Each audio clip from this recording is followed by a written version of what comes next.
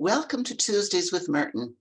My name is Teresa Sandock. I'm a Servite sister and a member of the Tuesdays with Merton Planning Committee, along with Daniel Horan and Ellen Cope. Dan is a Franciscan friar and director of the Center for Spirituality at St. Mary's College in Notre Dame, Indiana. Ellen is a faculty in residence at Baldwin Wallace University and former holder of the university's chair in Faith and Life.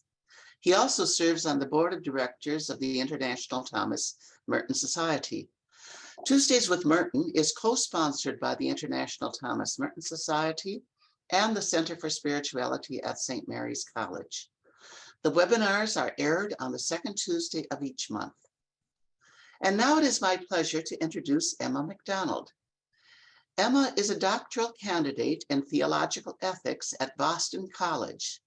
Her research brings together qualitative methods and theological reflection to examine family formation, moral agency, and technology. She currently serves on the board of the International Thomas Merton Society. Here now is Emma McDonald speaking on Fully Human and Fully Real, Thomas Merton on Technology and Embodiment. Emma? Thank you, Teresa, and thanks to the Tuesdays with Merton Planning Committee for having me and inviting me to give this talk tonight. I'll begin with a short prayer from Thomas Merton's Book of Hours. Almighty and merciful God, Father of all, creator and ruler of the universe, Lord of history, whose designs are inscrutable, whose glory is without blemish, whose compassion for the errors of men is inexhaustible. In your will is our peace.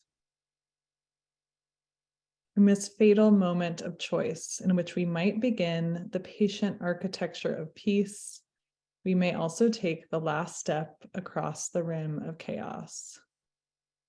Save us then from our obsessions, open our eyes, dissipate confusions, teach us to understand ourselves and our adversary. Grant us to seek peace where it is truly found. In your will, O God, is our peace.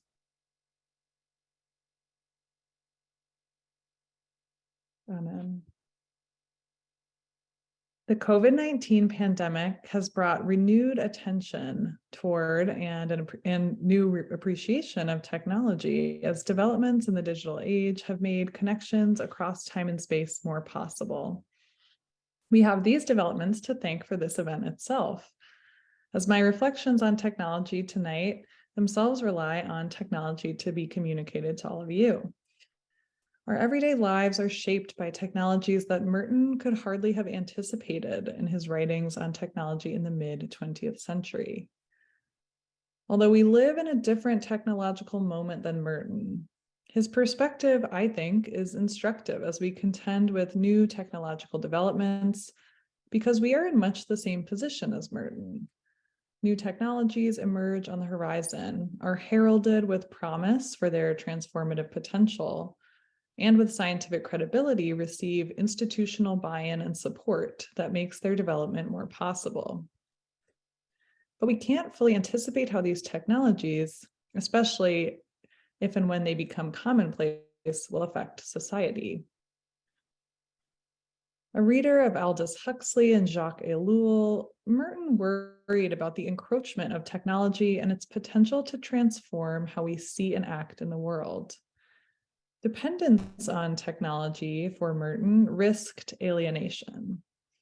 For instance, the invention of nuclear weapons was not to Merton a stunning technological achievement, but instead a mechanism by which we furthered our own alienation from others. The invention of new gadgets and new cars helped trap the person in an endless cycle of consumerism, which only provided different models of the cellophane packaged false self for the person to unwrap, never proceeding beyond the superficial to the essence of the human spirit. But Merton was not dismissive of technology. He recognized that technologies could be useful and could benefit humanity if properly situated in relation to the person and to society. Merton's willingness to embrace technology in a limited way, but his caution against its misuse and his skepticism of popular endorsements of technology prove helpful to guide our own approach to new technological developments. Tonight, I'll focus on one area of technological progress that received little treatment in Merton's work: technologies related to human embodiment and reproduction. Perhaps most of the reason Merton did not address the intersection of technology and reproduction is because many developments in this area came after his death. Another could be that his own life experience following his entrance into the monastery did not involve much interaction with the reproductive realm. But these technologies loom large in our current context, and in my view, benefit from being put in conversation with Merton's thought and witness. The first technological development I'll focus on did, in fact, develop in Merton's lifetime, and it has profoundly shaped the way that we see the process of having children. I'm referring to the obstetric ultrasound, which was first invented in the 1950s in Scotland. A team of researchers adapted ultrasound technologies used in factories and shipyards to see within the uterus, translating the echo of the ultrasound into the black and white visual with which many of us, I'm sure, are familiar. By the 1970s, further developments in ultrasound technology made routine screenings of pregnant women via ultrasound possible, which had a number of effects. First, it was possible to more accurately chart fetal development and growth, which made it possible to predict pregnant women's due dates. Second, it made it possible to catch pregnancy complications and abnormalities early on and monitor high-risk pregnancy. Third, it changed the way that many people see pregnancy. For many women and couples, ultrasounds have become a routine part of pregnancy, an exciting chance to catch a glimpse of their growing child, to see them for the first time. Some studies indicate that ultrasounds help facilitate maternal-fetal bonding. The sonogram photo becomes a common way to share the news of pregnancy with family and friends. For the few couples that learn of a fetal abnormality through an ultrasound screening, the procedure can be confusing, traumatic, and saddening, as expectations for a joyful moment of connection are replaced by the stress of possible diagnoses and additional testing. When Thomas Merton was alive, the first prototypes of the obstetric ultrasound were just being developed. Now, they're a common tool used across the world to gain information about the progress of a pregnancy. The technology has improved rates of maternal mortality, advanced scientific knowledge about fetal development, and given parents a new way to encounter their child. In evaluating the obstetric ultrasound from these developments, I find that we concur with Merton, who in Conjectures of a Guilty Bystander clarifies, quote, "There is nothing wrong with technology in itself. It could indeed serve to deepen and perfect the quality of men's existence. And in some ways, it has done this," end quote. Merton is not anti-technology, but he worries about the implications of technology and a technological mindset going unchecked. In The Road to Joy, Merton challenges, quote, "the universal myth that technology infallibly makes everything in every way better for everybody," end quote. He is opposed to, quote, "a complacent and naive progressivism, which pays no attention to anything but the fact that wonderful things can be and are done with machinery and with electronics," end quote. Returning to the ultrasound example, we can see the wisdom in Merton's caution. Since its invention, the ultrasound has been deployed in ways that have raised a number of different concerns from a variety of stakeholders. I'll briefly review 3 different directions these concerns have taken before returning to how Merton's guidance can help us in evaluating more current technologies. First, the introduction of the fetal ultrasound was one of many developments in the 1960s and 70s that further medicalized pregnancy. By that, I mean that the stages of pregnancy increasingly involved pregnant women traipsing off to doctors' offices to find out more about what was going on in their own bodies. Some feminist scholars and activists worry about these developments because it contributes to the ongoing recentering of knowledge about pregnancy from pregnant women themselves and from midwives to mostly male physicians who use technology to gain knowledge about pregnancy. At this time, scientists didn't have a great track record when it came to supporting women through their fertility journeys. In the first half of the 20th century, women of color and women with disabilities faced the possibility of being sterilized against their will or without their consent by proponents of the eugenics movement, who believed that people that they designated as inferior ought to be prevented from having children so as to improve the genetic quality of the human population. Here, technological developments put to use for eugenic purposes proved disastrous, as their supposed neutrality is used to justify dehumanization. Second, ultrasounds were used as a cheap and easy means of identifying the sex of the fetus for the purpose of sex selection. In other words, in some cultural settings that highly prize male children over female children, including some parts of India, China, and South Korea, ultrasounds were used to detect when women are pregnant with female fetuses, and women or couples in turn might choose to abort the fetus in the hopes of having a male child the next time around. The clear imbalance in the number of male versus female children in these countries motivated their governments to make fetal sex determination and sex-selective abortion illegal, although some research suggests that these laws are not well enforced in China and India. While in the second case, ultrasounds became a technological facilitator of abortion, they have been used more recently in the US to attempt to discourage abortion. The sonogram image became a common symbol for anti-abortion activists to use as evidence of their claims that the fetus shares a moral status equivalent to that of a born child. Some states that hope to limit abortions require women seeking abortions to have an ultrasound done prior to getting an abortion. The logic being that if they have to see the fetus, they might reconsider whether they're willing to have an abortion. The tension between these last two examples helps surface a key point in Merton's critique of technology, namely his insistence that science is not neutral and that progress is not wholly positive.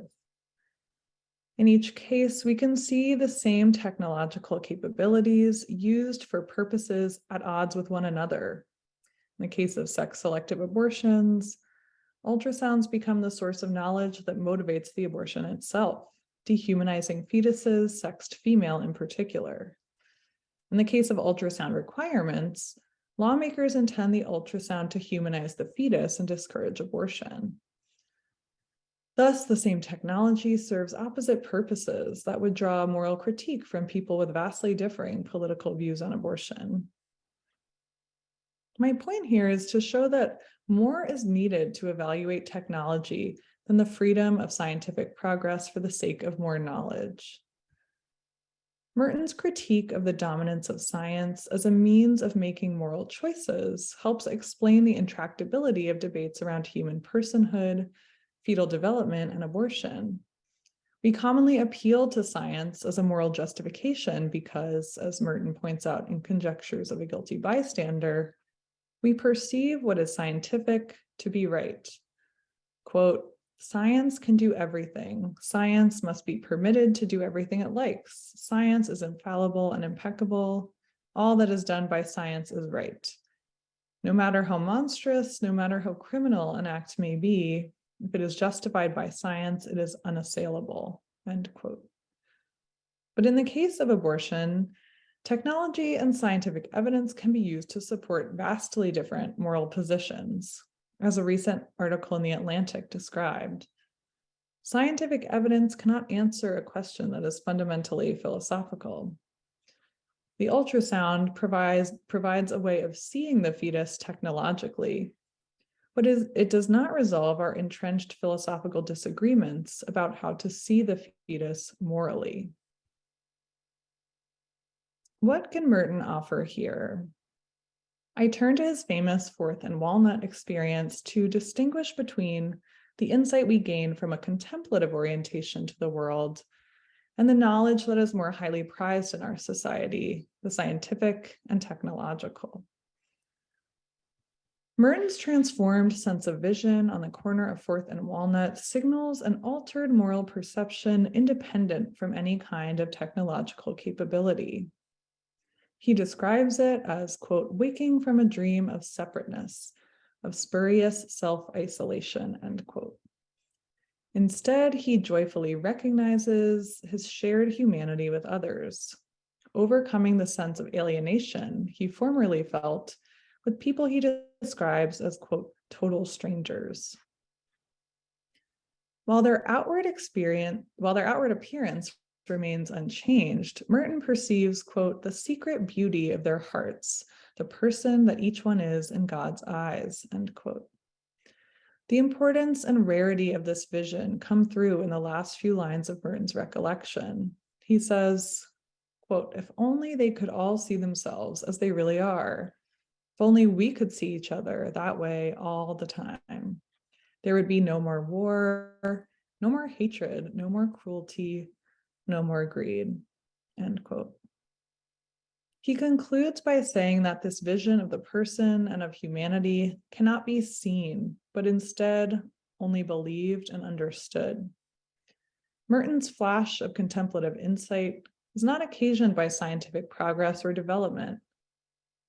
Instead, it is an interior conversion, what seems to be out of the hands of human control, that transforms Merton's vision from the illusion of self-isolation to the recognition of common humanity, as he briefly sees the person that each one is in God's eyes. Further, this famous transformative experience of Merton's happens within the world that he so heavily critiques.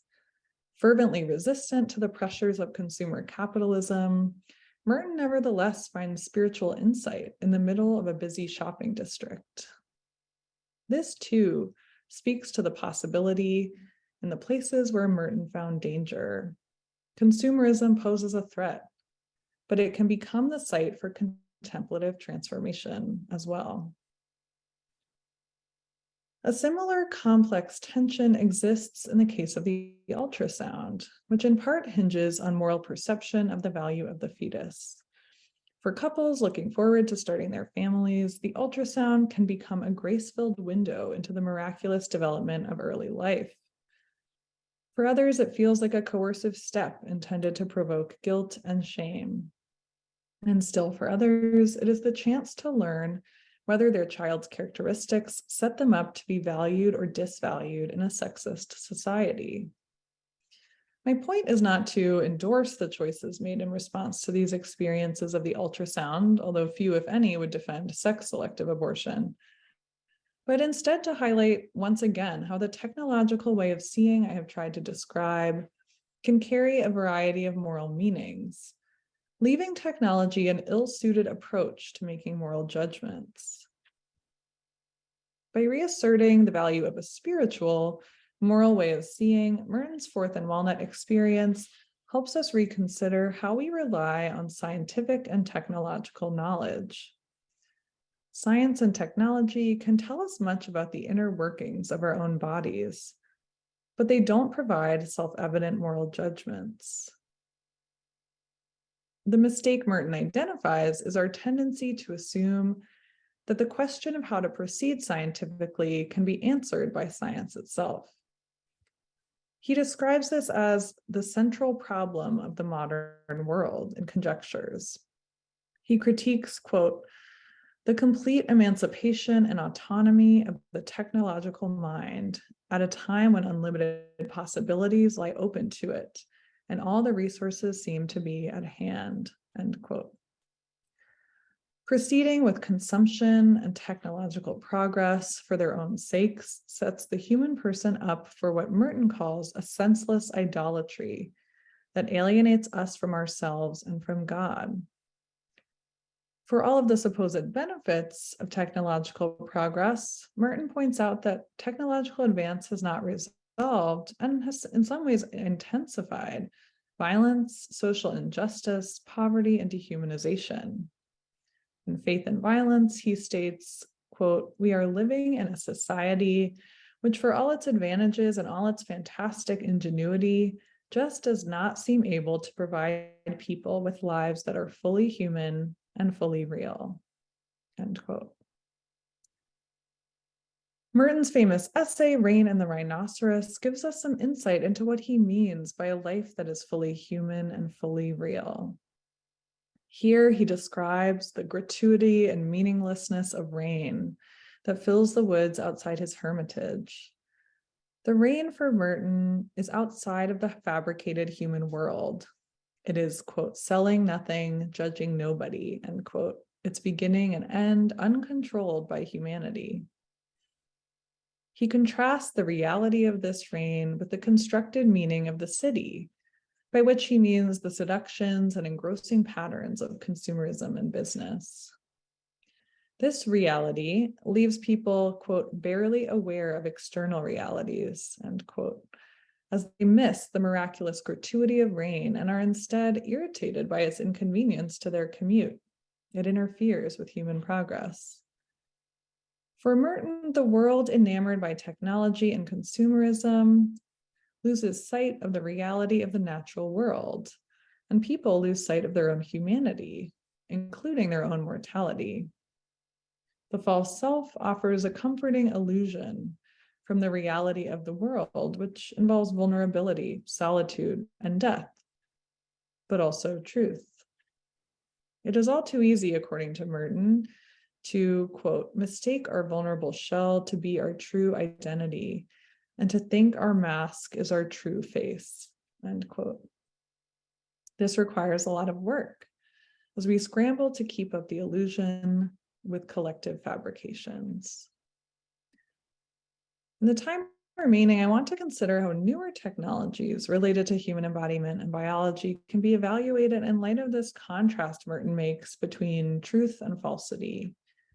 These technologies often purport to tell us something real about ourselves, to analyze the makeup of the person down to individual DNA strands. And I don't think Merton would find these advances in scientific knowledge problematic per se. But I think his writings ask us to be alert to the uses of these technologies that dehumanize and alienate. I'll dwell specifically on one technology and two applications of it that are playing out in our current political context. Gene mapping and DNA sequencing made it possible to sequence the human genome. In 2003, the Human Genome Project completely sequenced most of the human genome, which opened up new possibilities for genetic medicine and other related fields. In the 2 decades since the human genome was first successfully sequenced, companies like 23andMe have made genetic testing commercially available, giving many people new insight into their ancestry and into genetic variants in their DNA associated with various diseases. Similar to the ultrasound, but more widely applicable, genetic sequencing has opened up a new way of seeing and a new wealth of knowledge about the human person. Because the technological process of genetic sequencing offers new insights and more information about the human person, it can appear that this technology is straightforward progress. What harm could more information do? But two applications of genetic sequencing challenge, as Merton did, the assumption that scientific capabilities can provide the framework that shows us how to live humanely. The first example is the alarming connection between sociogenomics research and far-right white nationalist movements. The field of sociogenomics analyzes DNA data and links patterns of genetic variations to particular traits in an attempt to identify genetic predispositions to certain behaviors. Some scientists use this technology to try to search for evidence that sets of genes associated with intelligence or propensity to violence could vary between racial groups. The problem with this approach, as law professor and scholar Dorothy E. Roberts has pointed out, is that race is not a biological category. It's a social and political category invented to justify the enslavement of certain people by slotting them into an inferior position on a racial hierarchy. The Human Genome Project itself emphasized that genetic variation among humans is greater among people of the same race than it is between races. Despite Western tendencies to lump together people from Africa, research shows that a person from the Congo and a person from South Africa are more genetically different from one another than they are from a person from France. And yet, despite genetic technology confirming that biological race is a socio-political fiction, scientific studies in genetics sometimes fall into the trap of interpreting genetics research with reliance on racial categories. In turn, these studies have been misused and misinterpreted further by white nationalists, including the recent Buffalo shooter, to apply authoritative sounding scientific language to prop up white supremacist ideology. For instance, the Buffalo Shooters Manifesto cited research connecting patterns of genetic variation with educational attainment. The researchers who spearheaded these studies were horrified to see their work distorted and misused to support a violent racist massacre. But the incident underscored how efforts to connect genetics to behavior in a climate of supposed scientific neutrality, coupled with the rise of far-right movements, inadvertently contribute to the promotion of a eugenic worldview. Here, Merton's critique of collectivity proves relevant, as he contrasts solitude and a recognition of our common humanity with the concept of the collective. Returning to Rain and the Rhinoceros, we see Merton describe collectivity as a dialectic of hate that needs not only to absorb everyone it can, but also implicitly to hate and destroy whoever cannot be absorbed. Thus, the collectivity demands rejection of certain classes, races, or groups to strengthen its own self-awareness. This is evident in the misuse of genetic research to support white supremacist identity, as far-right groups misuse science to exaggerate or fabricate divisions between groups of people, especially based on race, to fuel their hatred and violence, dehumanizing Black people in the process. For Merton, it is the solitary person who stands in contrast to this collectivity, as the solitary can only survive by loving all. The second example I want to mention carries less evident moral objection, but I think it proves helpful in highlighting Merton's concerns about technology. In the past 10 years, companies have increasingly used cell-free DNA testing, a form of genetic screening that tests DNA from the fetus found in blood drawn from their gestating parent, to find evidence for a higher likelihood of the future child having a chromosomal abnormality, something like Down syndrome or Edwards syndrome. Companies that market these tests offer add-on tests that screen for other chromosomal issues, including microdeletions, which are small pieces of chromosomes that are missing, which can cause a range of symptoms. For-profit corporations market these tests as helpful for parents who can gain from them peace of mind that their children will be healthy, or alternatively, prepare for their future child's genetic condition. This framing can conceal the uncertainties of the science behind prenatal genetic testing, as well as the company's motivations to attract customers and to make a profit. Parents' experiences with these tests demonstrate that they often contribute to confusion and stress. First, some of the tests appear to be less accurate than many thought. And second, some parents who received reassuring results from the tests are shocked to find that their children end up with conditions that the genetic testing could not detect before birth, as companies downplay the fact that the knowledge that these tests offer is limited and partial.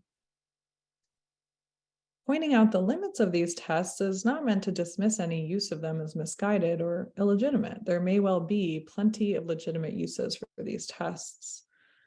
But as they become increasingly common, they change how we think about capability, the nature of the person, and the life worth living. In an article for the Center of Genetics and Society publication Biopolitical Times, poet and author George Estreich asks, quote, "When everything can be tested for, how will we determine what is pathological and what is normal? For that matter, what will happen to that troubled idea of normal itself? When the interpretive ground is shifting, how will patients interpret complex results? What sense will they make of the avalanche of data? And in a failing health system, who will have the time to help them make that sense? When inheritable conditions are discovered, what obligations, legal and ethical, emerge between the patient, the doctor, and the company selling the test?" End quote. These very legitimate questions relate us back to Merton's fundamental concern for preserving our humanity. An over-reliance on genetic testing can reduce the person to what can be tested in their DNA. As Merton points out, the real world is not found by, quote, "merely measuring and observing what is outside us," end quote, but also must involve the discovery of our own inner ground. Welcoming people into the world, whether they have chromosomal abnormalities or not, ought to recognize, as Merton does, that within each person is the deep self that he saw in the corner of 4th and Walnut. While diagnosis can be immensely helpful, ensuring that the human person is not defined solely by diagnosis resists the encroachment of technology into our moral perceptions of one another. In Conjectures, Merton asserts, quote, "Technology can elevate and improve man's life on only one condition, that it remains subservient to his real interests, that it respects his true being, that it remembers that the origin and goal of all being is in God," end quote. With this condition, Merton gives us a helpful criterion with which to begin our evaluation of our own relationship to technology. He tasks us with assessing whether we use technology or whether technology is using us. In the same passage, he goes on to say, quote, "But when technology merely takes over all being for its own purposes, merely exploits and uses up all things in the pursuit of its own ends, and makes everything, including man himself, subservient to its processes, then it degrades man, despoils the world, ravages life, and leads to ruin," end quote.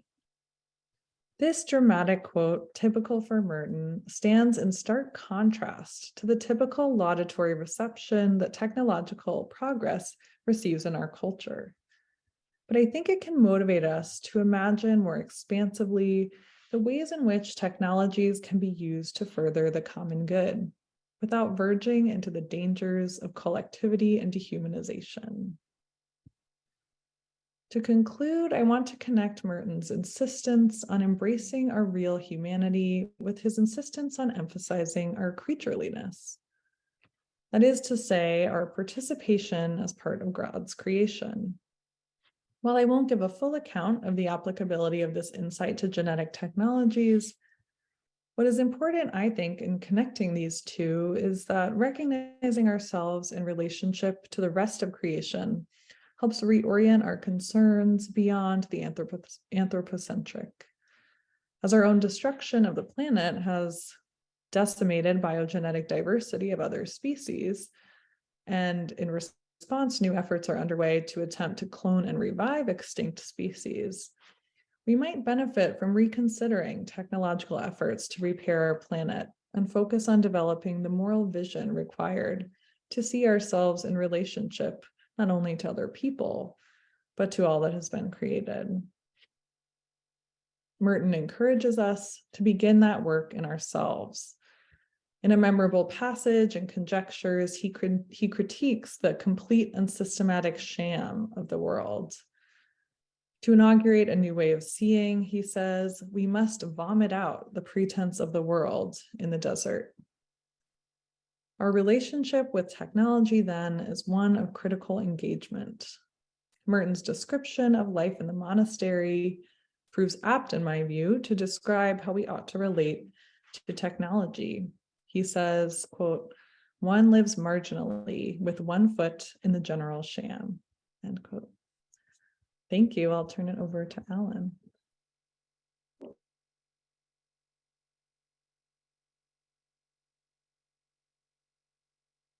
Thank you, Emma. That was really interesting.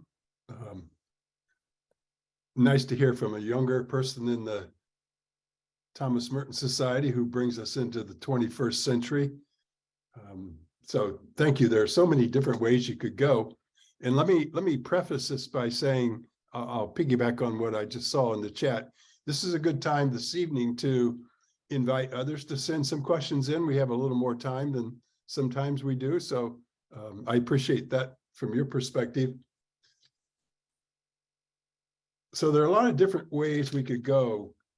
And the first thing that I wanted to think about was, since I've been reading some of Ilia Delio, as you know, and evolution is at the heart of what she says. And I was thinking, oh yeah, well, human nature itself is in the process of evolving a much longer time framework than what you gave us starting back in the 50s, which I'm old enough to remember the 50s barely.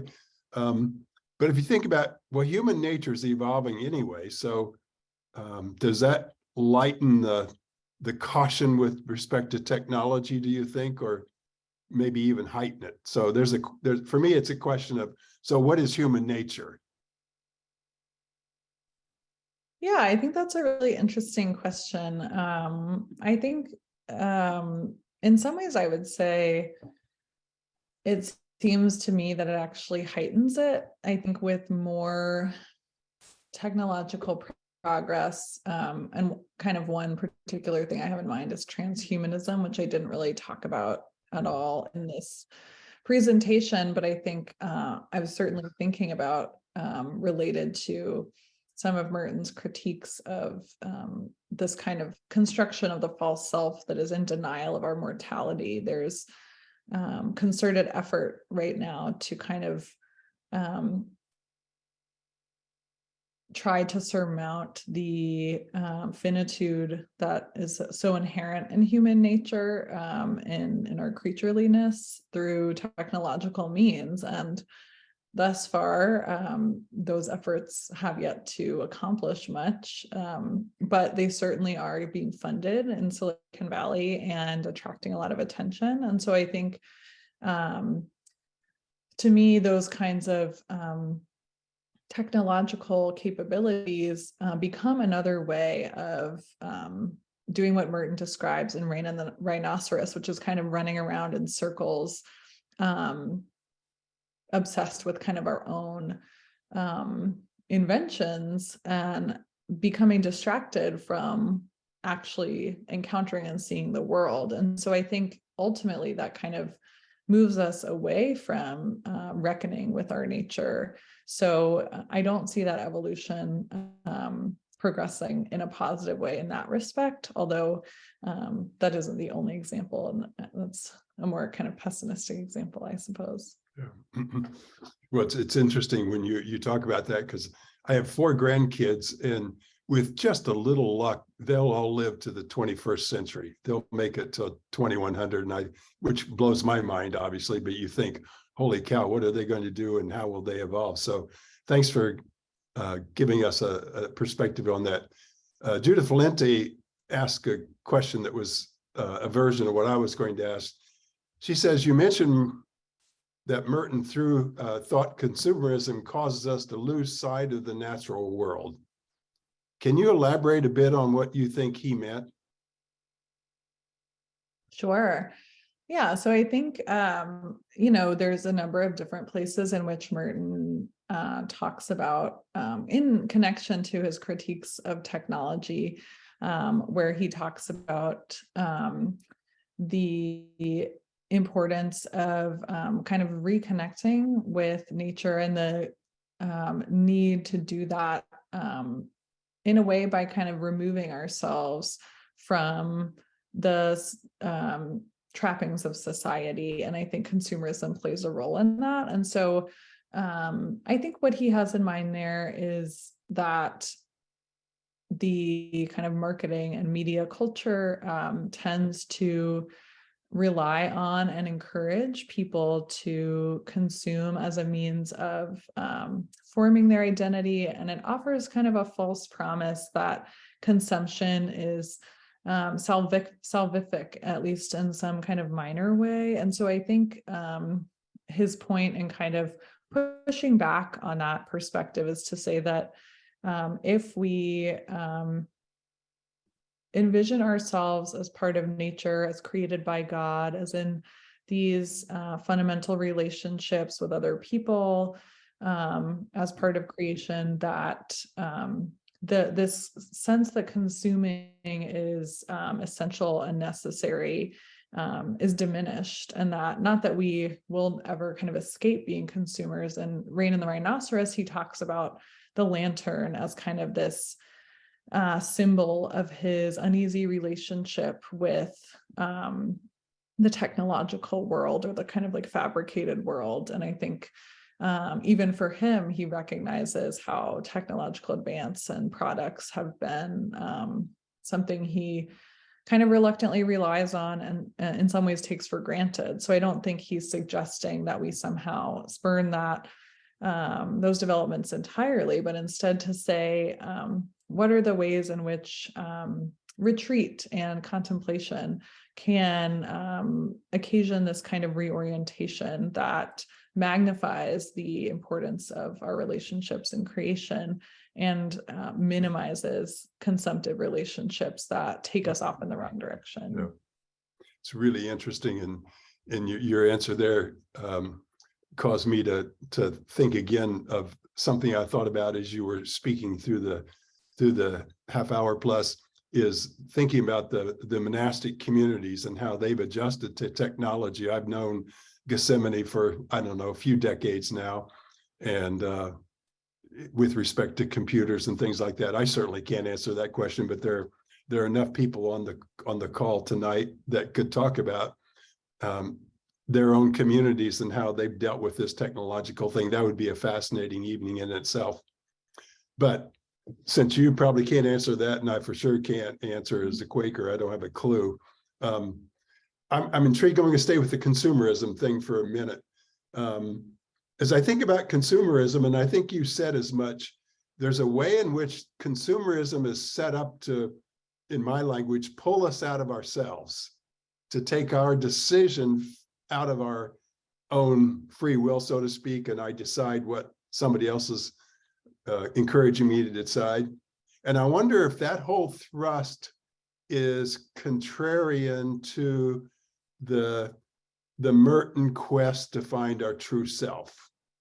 So I'm interested in the thrust of consumerism and pulling us out of ourselves with the impulse to discover our true self.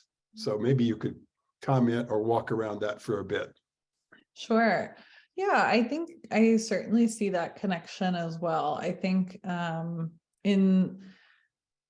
I see Merton as both very critical, but also kind of sympathetic in that he understands how it is that people get sort of entrapped by consumerism. I think in these kinds of contrasts and dualisms that he makes in between the city and kind of a retreat to nature in Rain and the Rhinoceros, for instance, I think there he's not so much critiquing the city in and of itself so much as the falsity he sees encapsulated by the city as kind of a metaphor.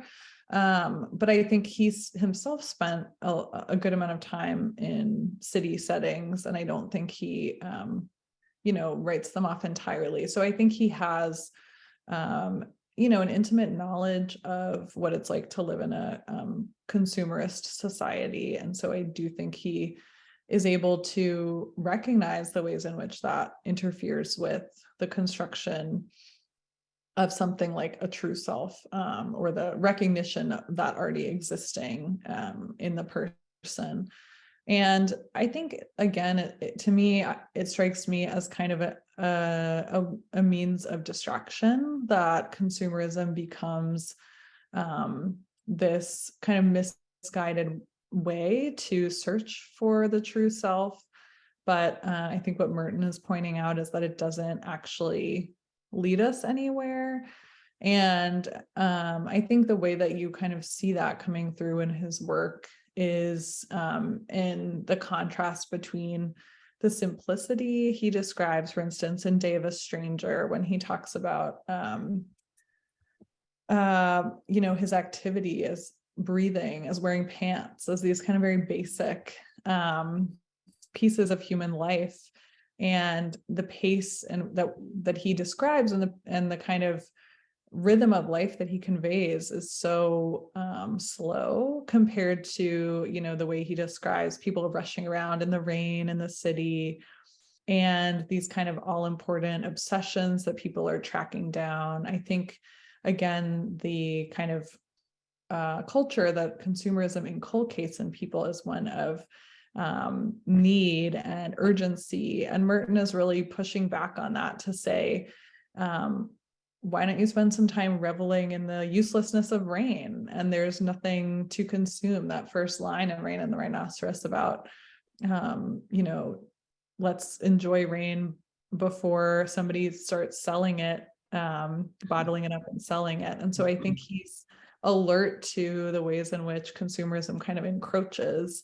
And I think that's part of the reason why he is sympathetic to people being kind of dominated by that mindset, because it is so dominant in our society. And so he has escaped it only by retreating to a monastery, which isn't necessarily something available to most of us. It's interesting. As you were talking, I was thinking of every time when I go to a monastery, whether it's Gethsemane or somewhere else, even coming into the monastery, I can feel myself begin to change somatically. I can feel my body begin to anticipate and participate in a different rhythm. So you're onto something there. Going to switch gears now. That's a nice thing we can do with chat. Paul Pinkowski has a really good question for you. Emma, could you comment on how Merton's critique of technology applies to our tendency to violence? Yes, I think there's a number of connections there. So I'll give a few that come to mind. I think, so obviously Merton's kind of concern between technology and violence specifically relates to technologies of warfare. I think that's comes through quite clearly in much of his work, critiquing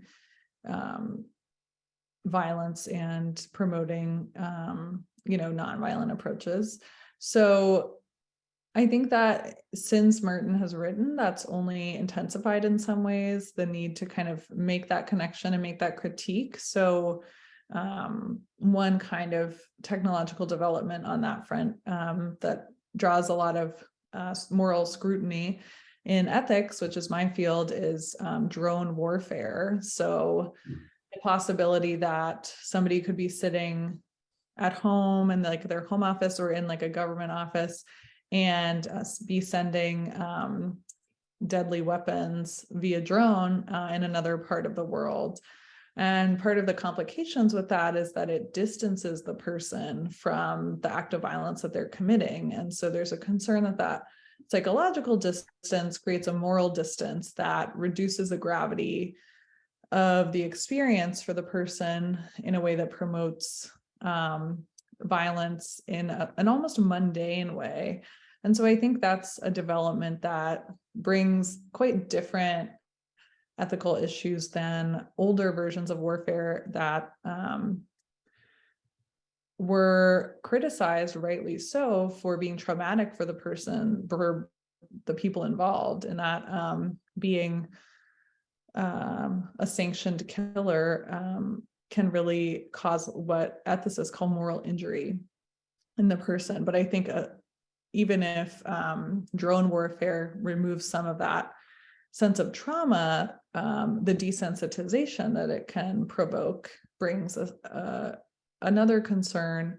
And I think similar to Merton, we can look at that through the lens of that kind of dominance of technology to say, why is it that these kinds of technological developments are welcome to some degree. Of course, there are people raising concerns, but I think it becomes another potential instance of what Merton describes when he talks about, science kind of baptizing progress as morally beneficial. And so the other instance I wanted to bring up was more related to some of the biotechnologies that I described in my presentation. So the first one that came to mind related to Paul's question was there's like a new effort among police, some police forces, to use something called DNA phenotyping in their criminal investigations. So that basically involves hiring a company to kind of construct a profile of a suspect based on evidence gathered from the crime scene when they don't have like a picture of the perpetrator, and to say, what can we glean from DNA evidence to form a kind of composite sketch, computerized composite sketch based on genetic phenotyping. And so that involves translating genetic evidence into phenotypes, so these physical characteristics. And part of the issue with that is it's not necessarily very scientifically accurate, but it also can play into broader stereotypes in our society about who's violent and who's not. And so I think that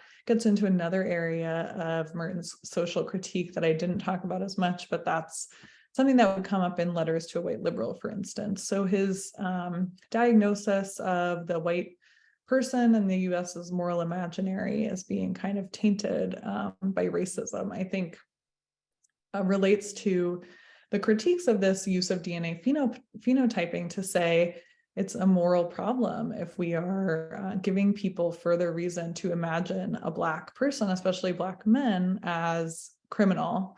If we put up, these composite sketches around town, which doesn't necessarily actually indicate what the perpetrator looks like, but provides an image that will connect certain phenotypic characteristics to a perpetrator in a way that kind of shores up these impoverished moral imaginaries that Merton has in the past critiqued. So I think that'll be another instance where violence asserts itself, but in a different way. That's great. You're going to do really well when you get to that dissertation defense. All right.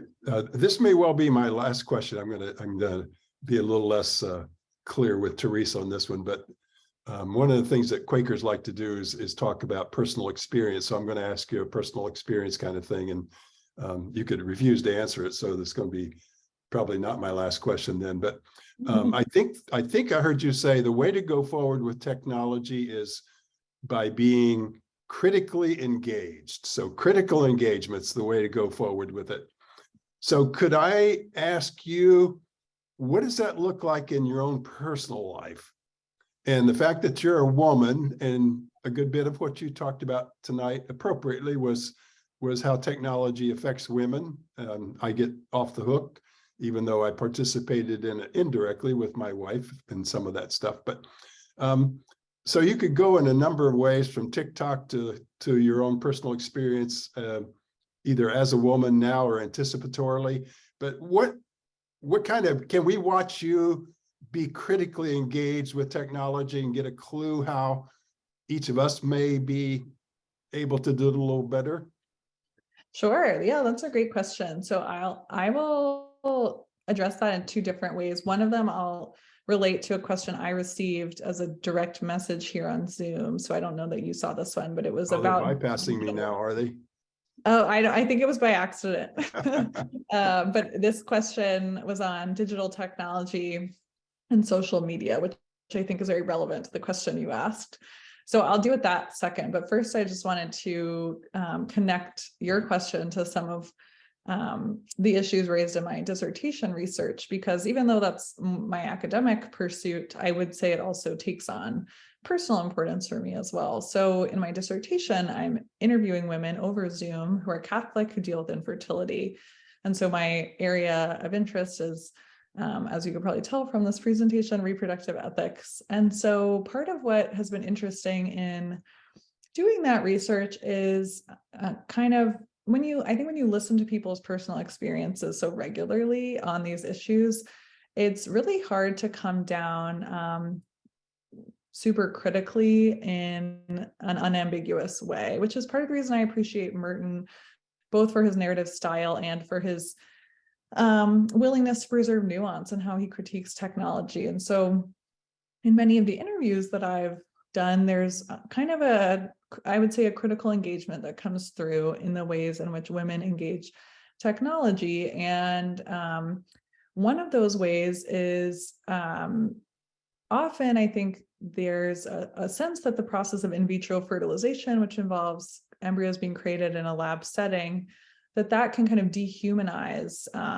early embryonic life, that people can create so many that there's a sense that there's less value attached because they were created in a lab. But what I've actually discovered, at least from the women I've talked to, is that often having, similar to the ultrasound, having that window into these early days of life, and also dealing with the difficulty of getting pregnant and going through the expense and the invasiveness of the IVF process, actually can cultivate a new appreciation for the tenuous nature of life and the role of a creator, other than the two people whose gametes are involved in creating this life, to really allow the embryo to continue growing, because oftentimes they don't, and that can be really devastating. And so I think seeing that kind of witness as an interesting engagement in which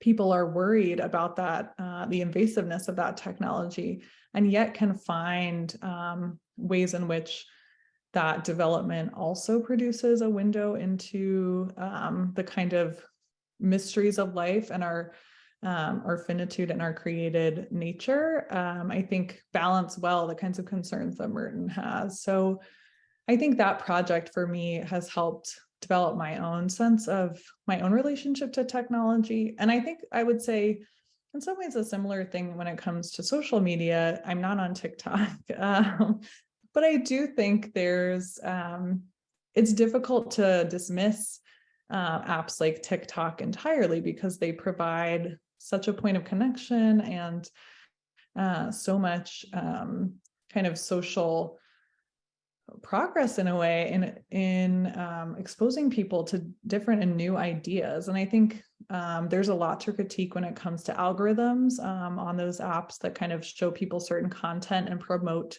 certain ideas that are often really detrimental to the social order. But I think if we had more social organization around holding those companies accountable to actually create versions of those technologies that worked for social cohesion and towards the common good, we would be in a much better position. But I don't think the solution is necessarily eliminating those kinds of technologies altogether.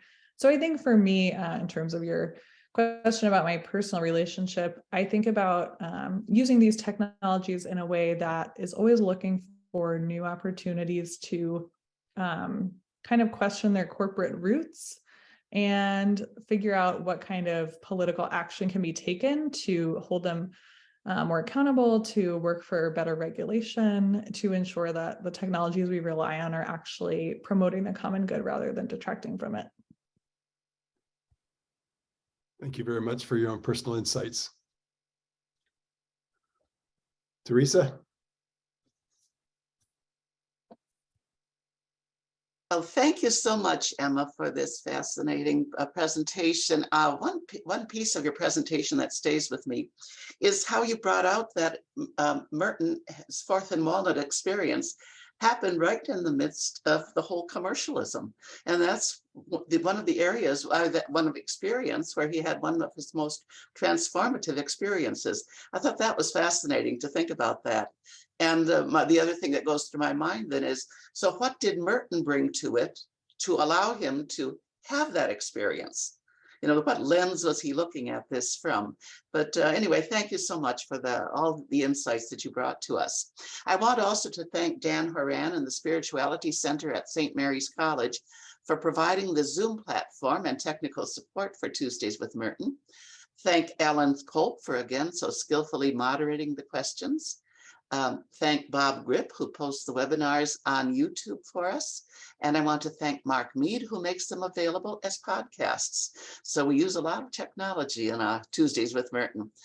All of you, I want to thank for joining us today and for continuing to spread the good word about Tuesdays with Merton. You can find links to the recordings of previous webinars at merton.org/ITMS. There you will also find information about the International Thomas Merton Society. If you are not already a member, we invite you to consider joining, and we also welcome your donations to support Tuesdays with Merton. Registration is now open for next month's webinar, when journalist Bob Grip, who I mentioned before and does posts our webinars on YouTube, Bob Grip will speak on Washington Watches the Monk, and he will share with us what he has discovered about surveillance of Merton in the federal government's archives. So for now, goodbye, stay safe, and we look forward to seeing you next month.